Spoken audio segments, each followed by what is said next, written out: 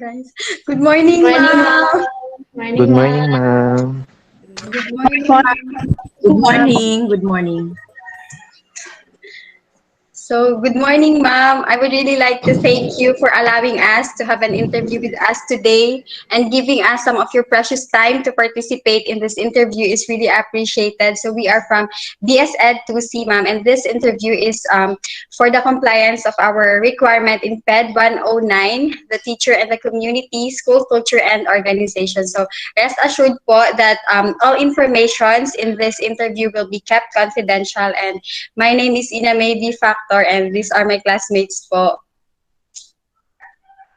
Good morning, Sige. ma'am. Good morning, ma'am. I am Kathleen Gregorio. A better morning, ma'am. I am Juspher Handang. Good morning. Good morning, ma'am. I'm Lyka si Saldariega po. Good morning, ma'am. I am Doreen Lemana, ma'am. Good morning, ma'am. My name is Nurfaiza. So, good morning again, everyone. So, we are gathered here today to have an experience and understanding about the school-based management, school improvement plan. So, without further ado, let me introduce to you guys the principal of Buog National High School, Mrs. Eliza Zamora Claudio. Hi, ma'am. It's really nice to meet you, and we are really excited, ma'am, to learn about how a school leader handles her responsibilities. So, the first one who will ask you a question, ma'am, is Kathleen Gregorio po. Go, Kat. So, ma'am, for our first question, can you give us an overview of what is a school-based management and school improvement plan is? Okay, so can you hear me? Yes, ma'am. Yes, ma'am. Yes, Okay. ma'am. So your first question is about me giving an overview of about SBM and SIP, right? Yes, ma'am. Okay. So for SBM, it's an acronym for school-based management, and let me just cite that DepEd order, which is our basis when we do SBM, which is DepEd order 83, series 2012. Did you get it? Yes po, ma'am. Okay. Yes, So that is our basis whenever we do anything that is related to SBM. And I would just like to share to you the 4 principles of SBM, which is it's summed up as access, no? ACCE SS. Access for a child and community-centered education system. So the keywords there are child and community-centered. So whenever we do school operations, we must always remember as a school head that we exist for the child and for the community that we serve. So the 4 principles, whenever we are being assessed of our SBM practice, we must remember this principle 1, which is on leadership and governance. So that refers to how the school head leads the school and how the school head governs, everyone in the school. And the second principle is what we call the curriculum and learning. So things that we do in school which are related to the implementation of the basic education curriculum, the K-12 curriculum, and that is anything that we do that is academic related, that is on principle number 2. Principle number 3 is on accountability and continuous improvement. So these are projects that we implement meant to improve things, the present status of the school, hoping that after a year of intervention or a year of implementation of projects, we'll have improvements. And the 4th principle is management of resources. Basically, it's all about the funding that we receive, how we do financial management in the procurement of things needed in school, and how we do liquidation, that's principle number 4. So again, when we do SBM, it's for the community, for the child and for the community, and we are guided by 4 principles on leadership and governance, on curriculum and learning, on accountability and continuous improvement, and on management of resources. I would also like to, it's just an overview, but I'd like to share to you, I'm very excited to share about SBM. So SBM as a product, we'd like to have an ultimate outcome for communities to be working together. That's the outcome that we desire for SBM, which for many school heads is difficult to really proceed with SBM, because some school heads that I talk to would tell me that if we involve community, there will be like somewhat a chaos, because our thinking is different from that of the community that we serve. So most school heads are really not into SBM fully. But anyway, SBM, the SBM practice of a school is being evaluated, being assessed, being ascertained by experts. But first, before experts visit our school to validate, we do self-assessment. So when we speak of SBM, there is this self-assessment tool that we make use of, the so-called SBM assessment tool. And in that tool, there are many indicators for each principle, and we are rated from 1 to 3. 1, if things that we do in school are just initiated by the school head and with minimal participation of the community. That's level 1. If most of the indicators you will only give a rating of 1 for yourself, then in the end you'll be able to compute or come up with an SBM rating that is corresponding to level 1, which is just developing. So that's school initiated basically. Now, if indicators are being met by the school head in collaboration with the community, then ratings become higher, and you'll be classified as level 2 or maturing. That is wider community participation. And if you are lucky enough, after how many years of SBM, you'll be classified as level 3, which is advanced. And so far, I haven't heard of any school here in Sibugay. I just don't know with Zamboanga City, if there is a school already classified as in level 3, which is advanced. So that's for SBM. So child and community centered. Now for SIP, School Improvement Plan, we are guided by the DepEd order on SIP. So if SBM is by DepEd order 83, series 2012, SIP, the latest SIP guidelines, these are provided in DepEd order 44, series 2015. And it's on the enhancement of our SIP, or the School Improvement Planning. And what is SIP? For your information, it serves as a roadmap, our guidepost, the school head's guidepost, which is, it's a document laying down or specifying therein interventions that we would like to implement, or projects that a school head would like to implement.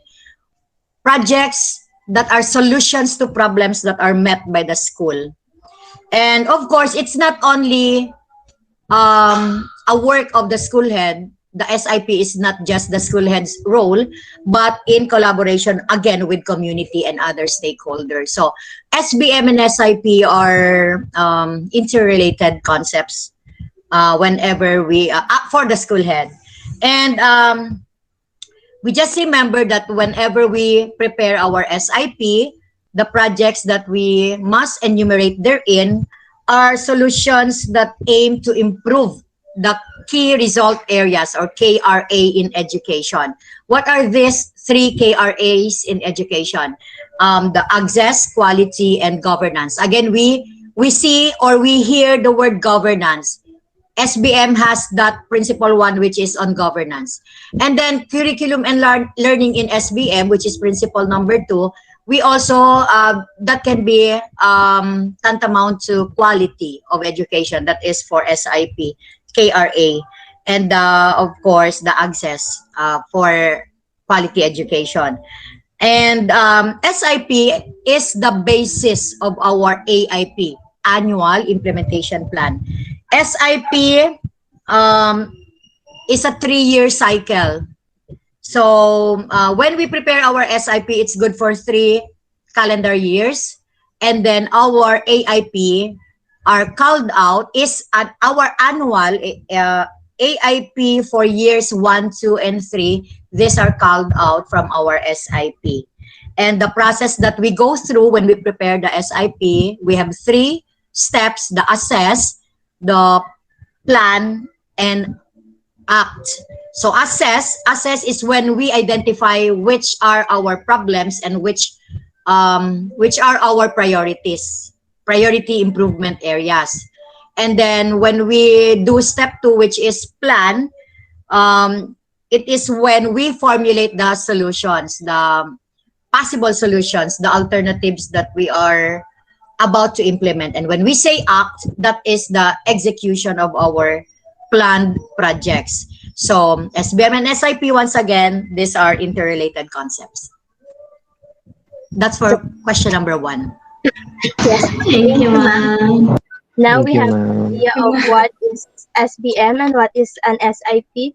So when you plan for the SIP, ma'am, what are the common problems of the school you supervise? For example, the Buog National High School, ma'am. Okay. Regarding problems, I was in Buog July 2020. So that was last year. Because it was pandemic time already.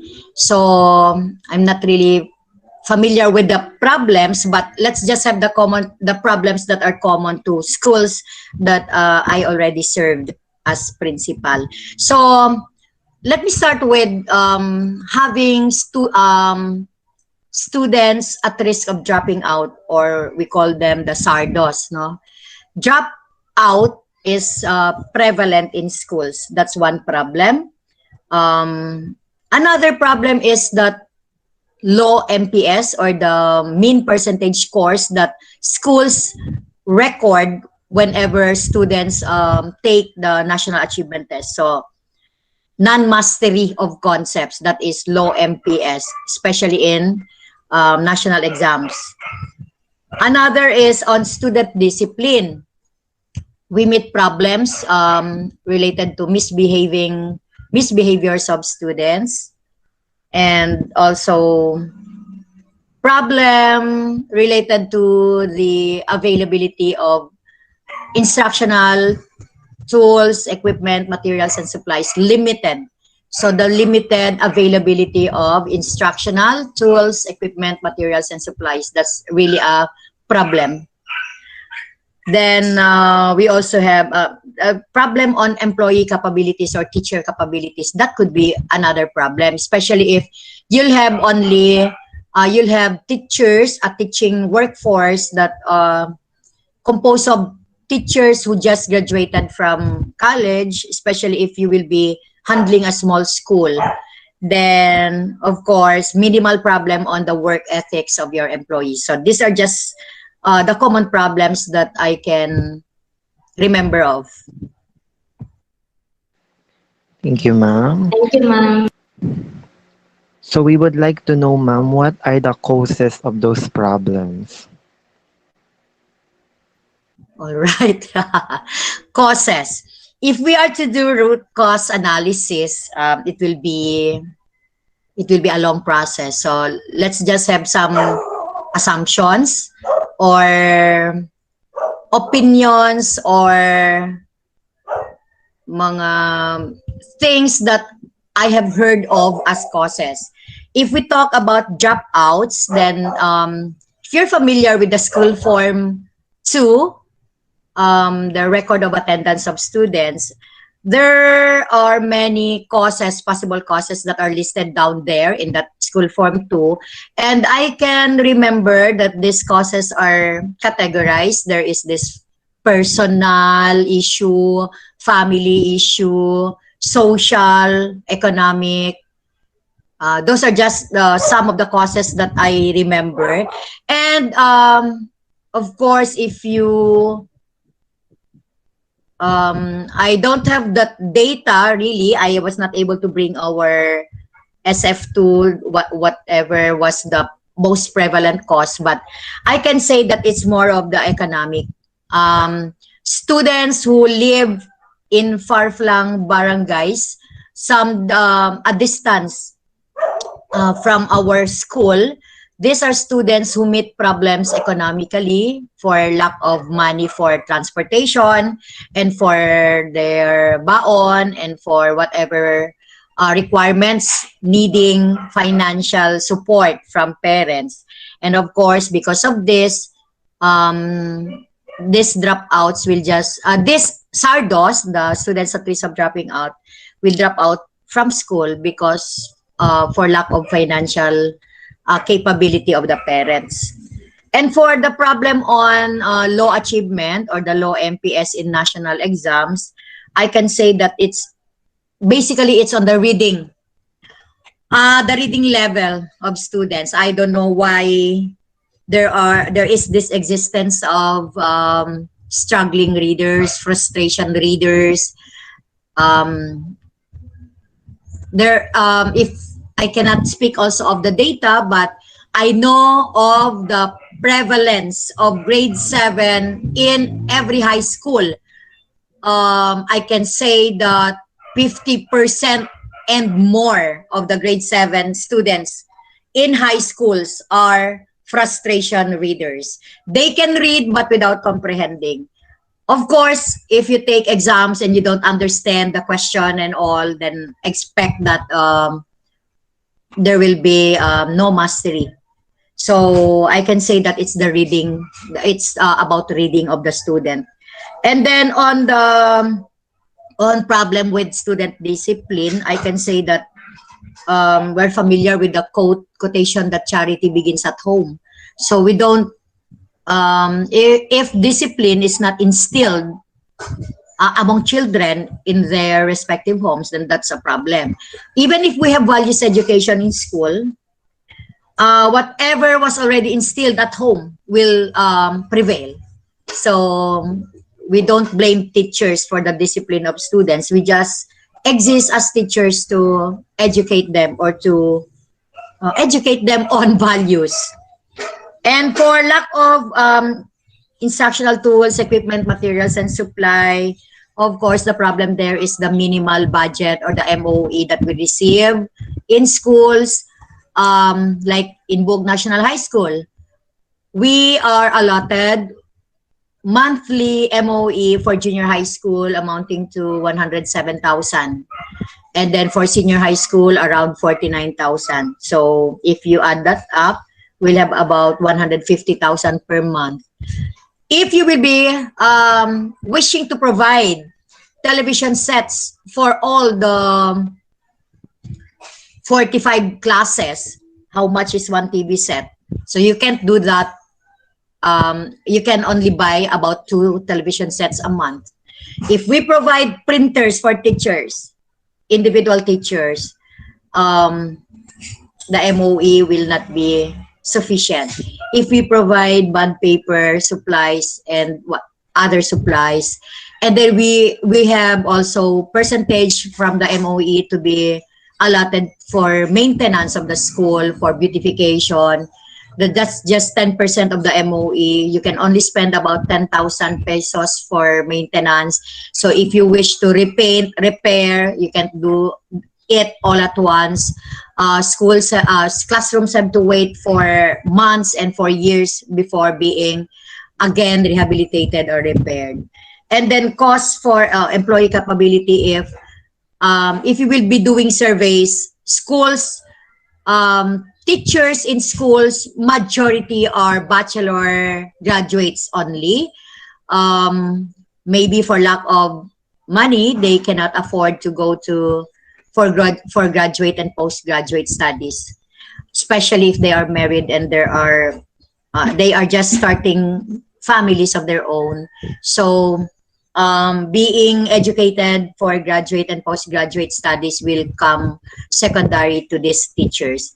So of course they will not be trainings are being provided, but you know, trainings are limited also. In a year, a teacher can only attend about or participate in about less than 5 trainings if face-to-face. But for virtual, there are many trainings that have been attended to by teachers for virtual orientations, workshops, and trainings. So those are the causes that I think are the reasons behind these problems. Thank you, ma'am. Thank you very much.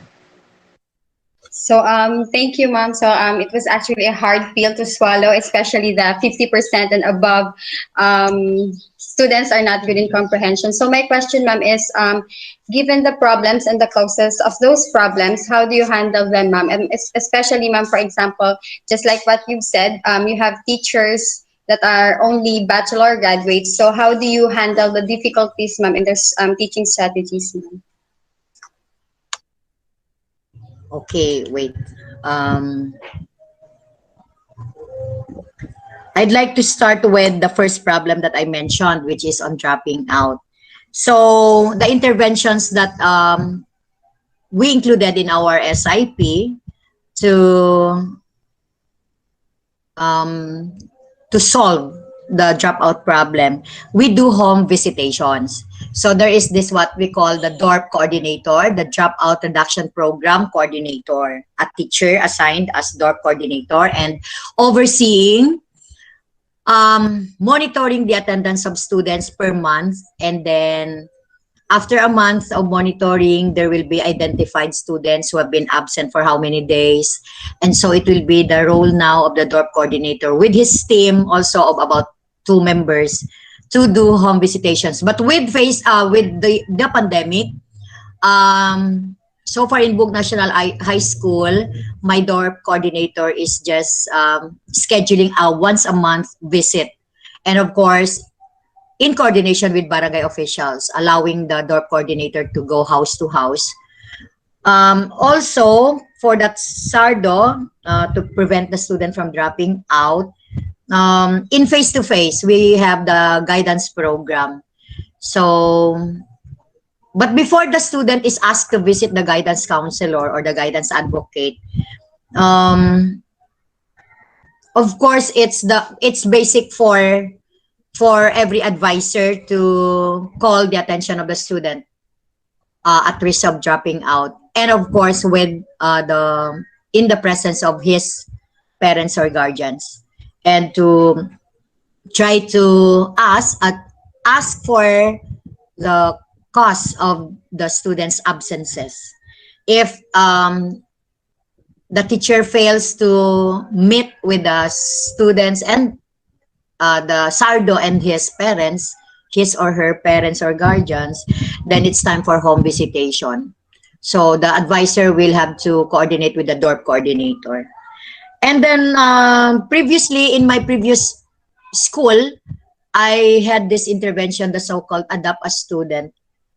The one having a problem with transportation. So we identified at least 1 student per section.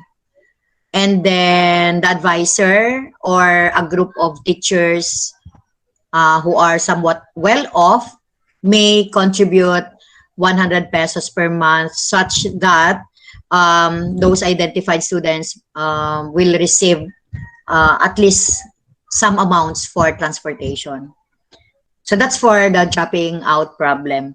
For the problem on mastery, for non-mastery of concepts of lessons or law MPS, of course, also for low grades in the school level, there is the so-called remediation program. So teachers are expected, subject teachers, not only advisors, are expected to have remediated the student a week before giving the final grade for the student, such that it is expected that during the giving of grades, no student should have failed that particular quarter.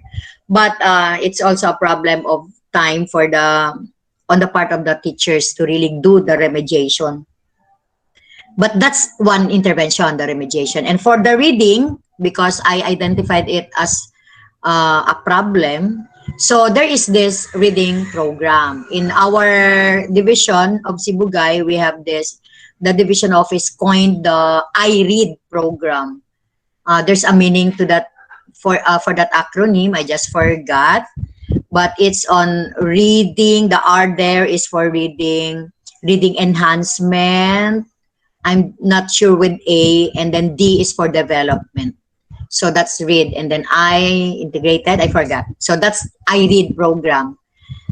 Then on the problem of student discipline, of course, we are expected to come up to have crafted our child protection policy manual. So that CPP manual will contain rules for students to observe, and that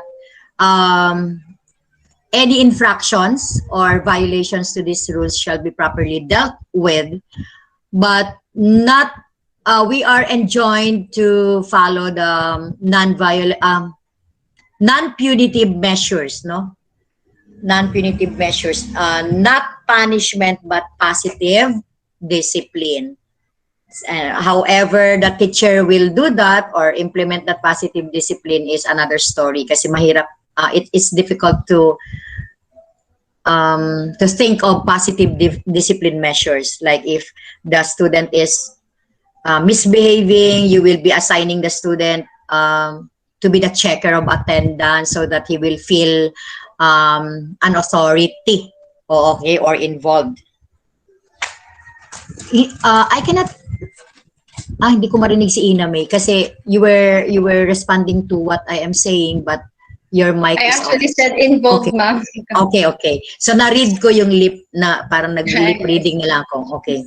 So of course, with student discipline, the guidance program exists to serve the needs of this, not only of the misbehaving students, but also services for other needs of the students. Then for lack of instructional tools, equipment, aside from the MOE, we try to do resource generation, especially during Brigada Eskwela. So we solicit from generous stakeholders, hopefully to receive donations from them. We solicit from the LGU. And on the employee capability for teachers who are just bachelor graduates lacking in pedagogy, in content and pedagogy. So we have the INSET, the in-service training program that is being done twice a year. And the INSET topics that are to be discussed are based from the training needs assessment. Teachers are being surveyed on the needs, on the teaching needs. And then we also do the LAC sessions, the Learning Action Cell, LAC. So the LAC sessions are good for 5 to 15 teachers meeting together to discuss problems. So there is a DepEd order to this effect for LAC, in the conduct of LAC session. I just forgot the specific DepEd order number. And of course, the school head can also do mentoring during post-observation conferences. The school head, if school head is knowledgeable enough, then he or she can share his ideas as to what strategies are more applicable or what other strategies may be employed by the teacher, so that strategies are multidisciplinary, strategies that are collaborative and all. So those are just some of the interventions or solutions that school heads like me enumerate in our SIP to solve the problems that we meet.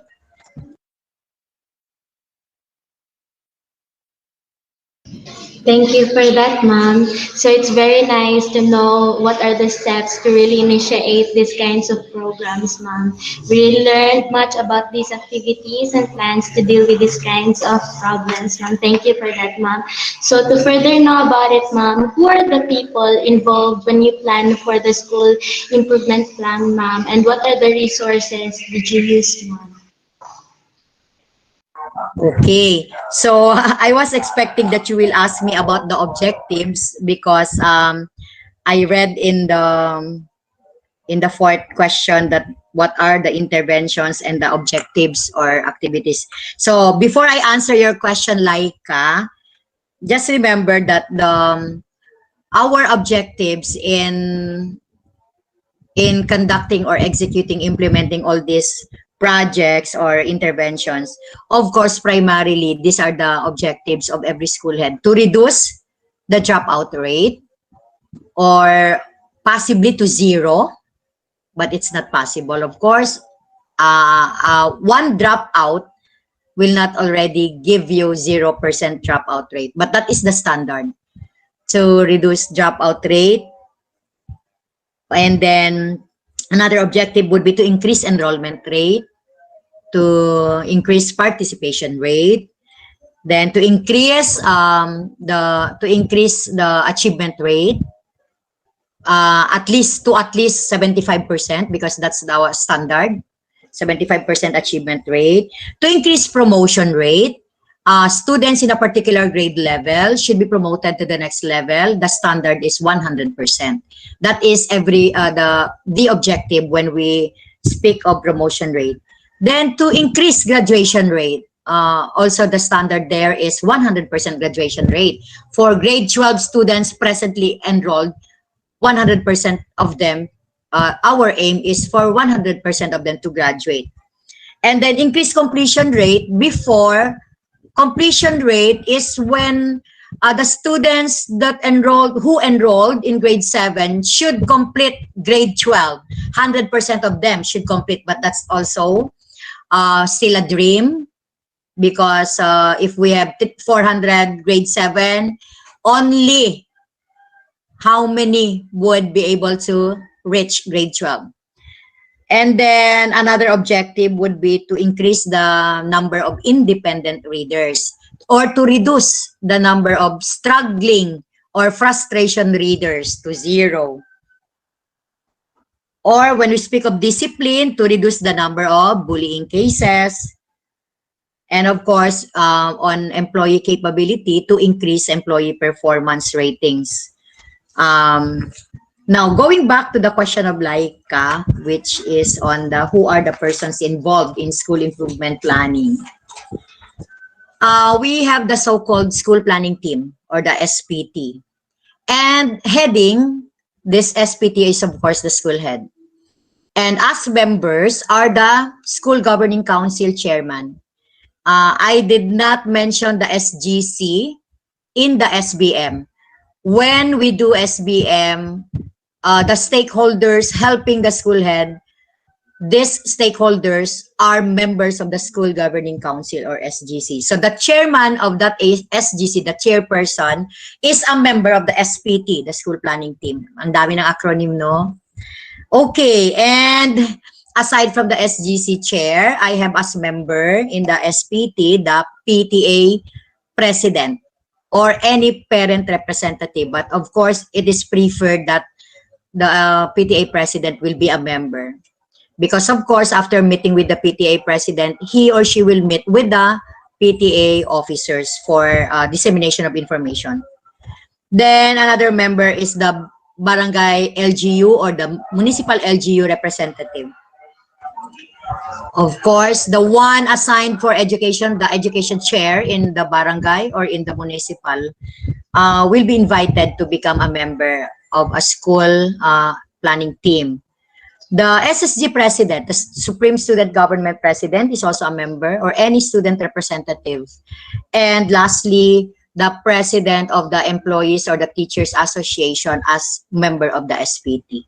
So those are the school planning team. This is the team that works with the school head in the planning stage. So thank you for that, ma'am. So we wanted to know, ma'am, what are the usual time frame to solve a particular problem, ma'am? Time frame. If we speak of, if the term is project, it's from a month to 6 months of implementation. But if that project is sustained and it becomes a program, so it's not just good for for 6 months, but it is more than 6 months to a year and to like 3 years, because the SIP cycle is 3 years. So if it's a project, again, it's good for a month to 6 months. And if it's a program, it's for 6 months and beyond, or I say 3 years because it's corresponding to the SIP cycle. But I just would like to mention that our SIP in Sibugay, we also prepare the monthly okay, going back, the SIP is good for 3 years, and then we prepare the AIP good for 1 year. From that 1 year, that 1 year AIP, we prepare the detailed monthly work and financial WFP, work and financial plan. So we break down each intervention or each project is broken down with details as to what resources are needed. Say, for example, my project is on reading program. So in that monthly WFP, wag na lang sa reading, sa inset na lang, mas madaling maalala. The in-service training as a project or as a program, in the monthly WFP, if it falls on an October, the usual inset time frame, the usual SEM break inset for DepEd. So in the WFP, part of the WFP for October will be the resources needed for the conduct of the inset, like the resources for the material resources such as reams of bond paper, Manila paper, ball pens, etc. The resources for human resources, like who are the actors involved. Like we have the inset team or the inset coordinator who will be executing that inset. And then, of course, we have the financial, the resources, if it's taken from the MOE, the budget. So in that monthly WFP, how much is to be spent for bond paper, how much is for ink, how much is for the snacks of the participating teachers, how much is for the token for speakers. All of those are enumerated in the WFP. So going back to the time frame, it can be good for a week or for a month or up to 6 months if it's a project.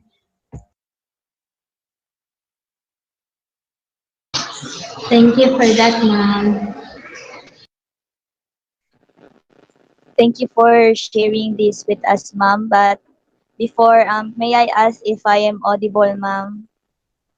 Oh yes, Jewel, you're heard. Thank you, ma'am. So, based from your sharings, ma'am, I have realized that the collaboration and cooperation of the persons involved in planning the SSP is really necessary for in order to address school concerns successfully. So, I have another question, ma'am, if I may, and this is if what is your expected outcome, ma'am, when you do SIP? I can only say, in general, the expected outcome in SIP, in planning for school improvement is all of the projects that are enumerated in the SIP the expected outcome is 100% project implementation. And how do we know this? Let me share to you another acronym. So we have this PMRF, Project Monitoring, Project Monitoring and Report Forms. I think that is, there is the end. Project Monitoring Report Forms, okay, the PMRF. In my case, I do it monthly. All projects for a particular month, if those are implemented, there is this template, or we have this document, the so-called PMRF. And from the WFP, the resources needed and the expected outcomes, performance measures in that WFP are transferred or copy-pasted in the PMRF. And then there is this column in the PMRF, which is on percent accomplishment. So like if we stated in the WFP that there should be, the performance measure is that all 55 teachers should have attended the inset. So in the PMRF, I can, the inset coordinator should reflect there how many attended. So if it's just 54 because one was on work from home, therefore the accomplishment is not 100%. But we ensured that it will, it was 100% because we did also virtual inset. So while we were conducting the face-to-face inset, those on work from home arrangement, my ICT coordinator prepared a link for them to be also together with us. So PMRF monthly will ensure that the activities for a particular month are being implemented. And of course, quarterly, we are expected to consolidate the monthly PMRF, and we call another acronym SMEA, the School Monitoring, Evaluation, and Adjustment. So from the monthly PMRF, my SMEA coordinator will now collect all these PMRFs from the project team leaders. So if it's on reading, there is this project team leader who will accomplish the PMRF. For inset, there is the inset team or inset coordinator who will accomplish the PMRF for inset. So for each project, for each intervention, there is the PMRF template that that is being distributed to them at the end of every month, so that it has to be accomplished by the project team leader. And then my SMEA coordinator will collect from all project team leaders the PMRFs. And of course, summarize, consolidate if we achieve the 100% project implementation. So that's what I do in my school to ensure that I get the outcome, which is 100% project implementation. So yes, ma'am, that sounds really impressive, ma'am. That somehow you were able to get 100% project implementation. And my next question, ma'am, is that what is the advantage of involving persons in addressing school-based problems, ma'am?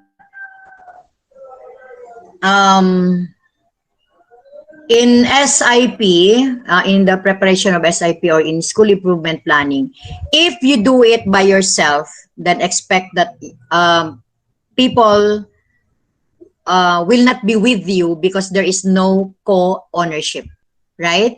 So if you involve people to become project team leaders, they are able to prepare project designs or project profiles. Like for reading program, there is the reading program coordinator. So you let the reading program coordinator prepare the project profile for his reading program, for his or her reading program.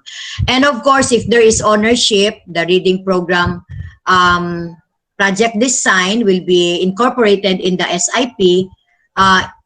All project profiles from project team leaders, this do not necessarily mean that all project profiles become incorporated in the SIP because of the limited MOE. So it's the role now of the SPT, the school planning team, to deliberate as to what would be the priority projects.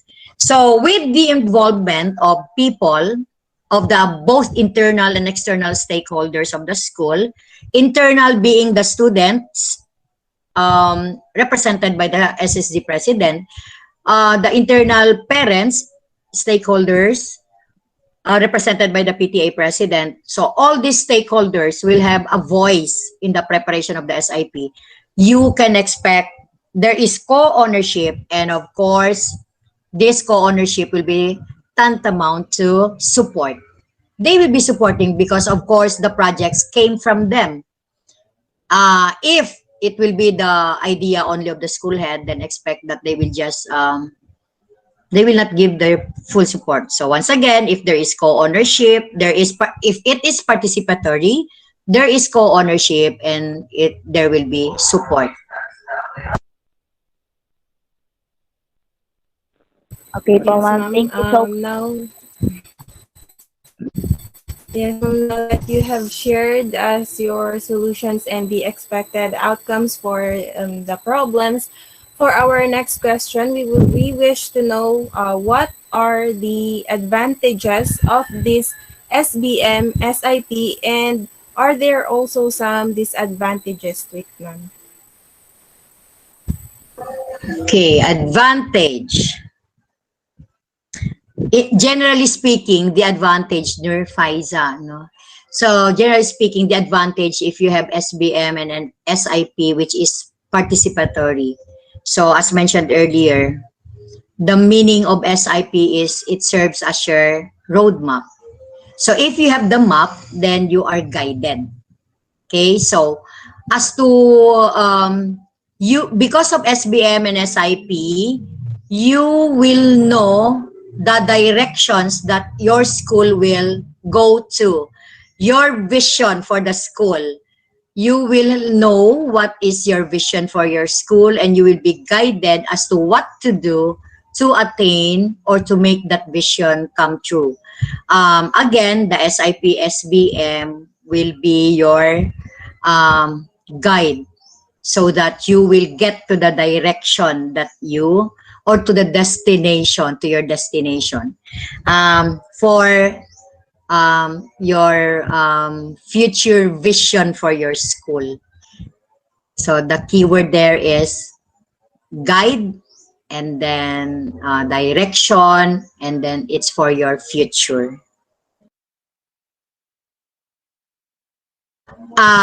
Disadvantage, Nur. You asked for disadvantage. I mentioned it earlier that some school heads would not want the community to be involved because they feel that these community people will just cause a mess or a chaos, will cause chaos in school. Sa Tagalog pa yan, or sa Filipino, makikialam kasi. So like in Buog National High School, I was orienting my SGC, the School Governing Council members, on the SBM principles, and that if we are to reach the level 3, community people may do class observations, but they will not rate the teacher. What happened was that the teachers in my school, like they violently reacted to that when that statement reached their ears. I was telling them, if we wish to become level 3, then by the title alone, access a child and community centered. How can the community become involved if they cannot? They don't have the idea as to how we conduct classes. So that is the disadvantage of SBM. There is this refusal, or there is this negative reaction coming from both teachers and several school heads. I am for community participation, but I think teachers are not ready for community participation. That is the disadvantage of SBM. Okay, ma'am. Thank you for your meaningful answer. It is really an eye-opening for us that this is the reality and that there are no easy way and easy solutions for these problems. And now, since most of us here aspires of becoming a school head someday, for our last questions or a request rather, ma'am, can you please give us a few tips on how we can be an effective school head?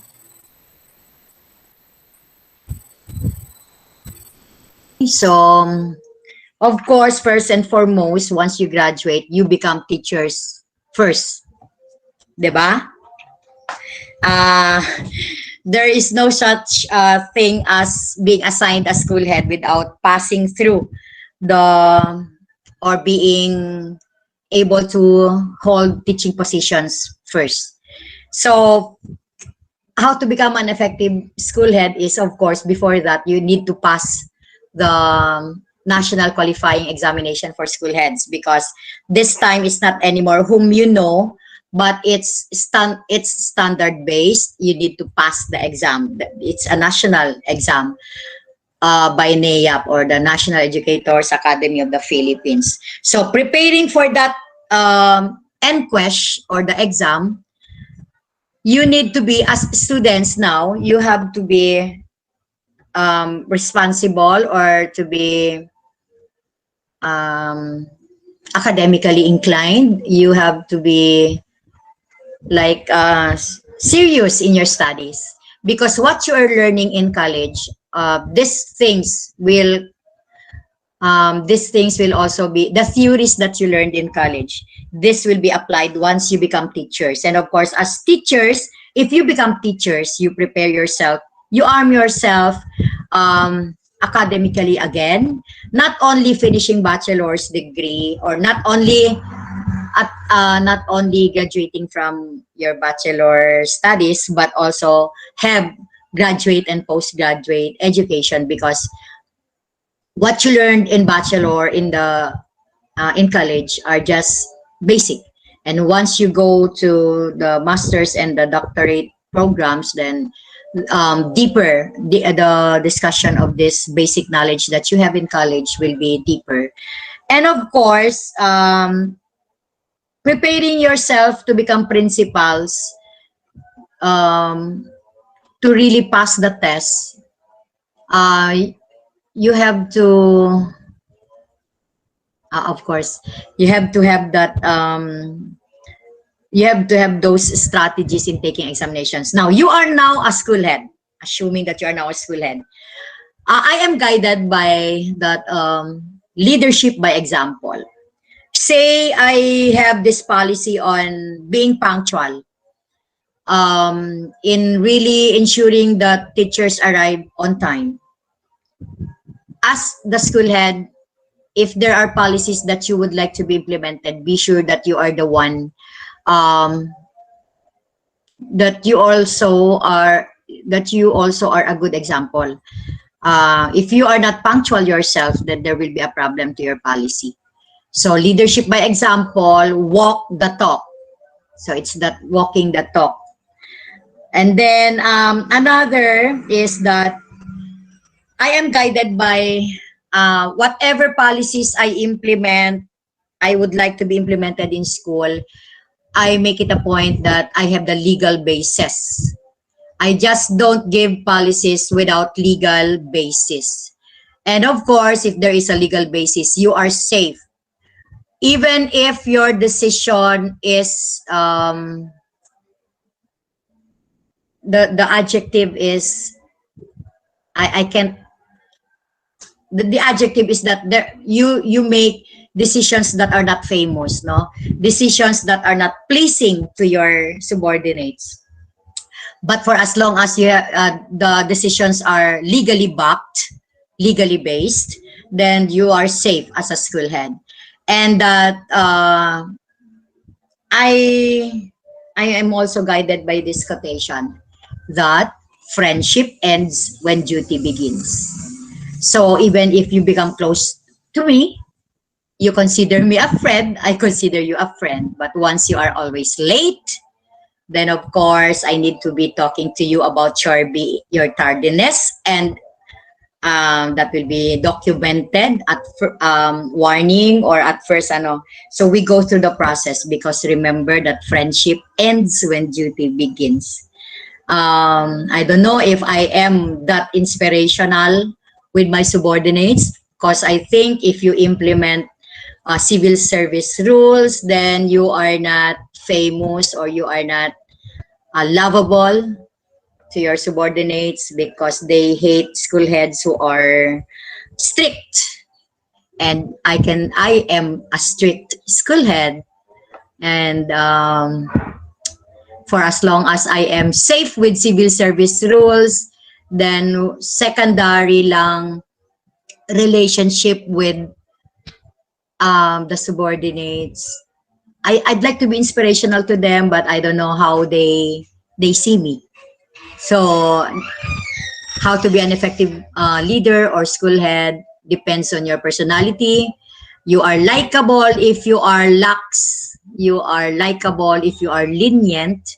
You are likable if you are just ano ba to? You are generous. You feed your subordinates all the time so that they will not complain of things. Well, I don't know if, because I don't really do that. I do that minimally, so I think I am not likable, but I am assured by that I am legal. I am with legal. I work with legal basis, and I lead by example. I hope I am inspirational with that. Thank you very much, Ma'am Elisa Claudio. I would like to express our deepest gratitude for the time you have given to us. Despite your busy schedule, you still managed to be with us today. Our sincere appreciation for sharing us your expertise and advices. After listening to all your answers and advices, you have proven to us that you are an outstanding and effective school head. So thank you for giving us